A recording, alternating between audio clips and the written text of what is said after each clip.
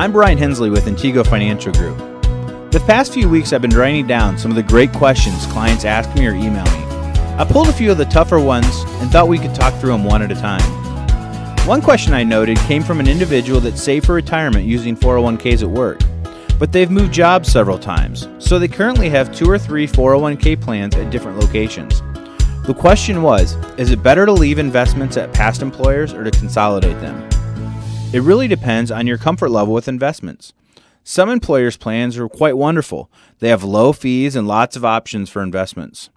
If you're comfortable picking which mutual funds are best for you as you move closer into retirement, and the plan gives you that flexibility with low costs, I would probably leave it. However, many clients have found their 401k plans after they've left the employer are restricted to 1 or 2 family of funds and can have some pretty high fees. It also may be difficult to determine which particular fund to invest in. That's where an investment advisor can help you to select the right funds based on your goals and objectives, combining with some knowledge of the different funds. There also may be the option to move to more of a managed fund, where experts help manage the individual mutual funds on a daily or weekly basis. Some of my clients really like this, having a financial expert helping them. The important part is working with a financial advisor that understands your goals and your risk tolerance for the ups and downs that come with a market. Another issue that relates to this is for people that don't like seeing their investments move up and down as the markets do. They always love when the investments go up, but really struggle watching those account values get smaller. For this type of investor, if you find yourself in this boat, there's several different options that do allow you to protect from the downside. These investments usually have a trade-off for that protection in the form of higher fees or less liquidity. They may be a great option for some that like the guarantees. A great question recently came to me from a younger friend that's starting a family. His question was fairly simple. Where do I start saving? But that answer is a little more complex. My answer was that it really depends on where you are in your financial life, probably more than your age. There are some great radio personalities around this station and others that I think have really answered this question well over time. Most advisors would agree the first thing you need to do is have a small cushion for emergencies. Maybe it's saving $1,000 or $2,000, but just trying to get ahead one paycheck or maybe one rent payment or a mortgage payment can be a huge relief. Second, you have to start eliminating those non-business debts.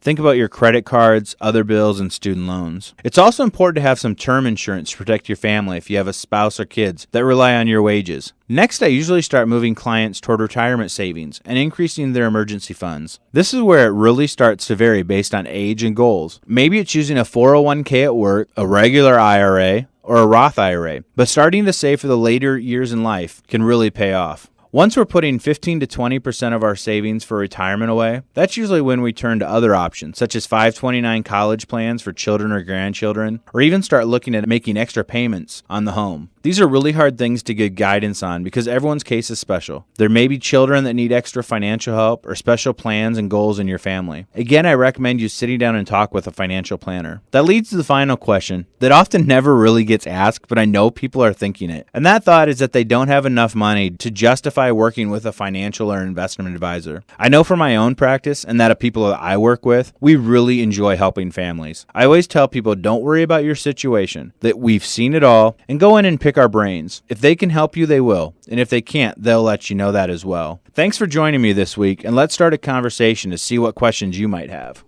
Mutual funds are sold by prospectus. Please consider the investment objectives, risks, charges, and expenses carefully before investing. The prospectus, which contains this and other information about the investment company, can be obtained from your financial professional. Be sure to read the prospectus carefully before deciding whether to invest. Intego Financial Group, ensuring you are protected and covered for today and tomorrow.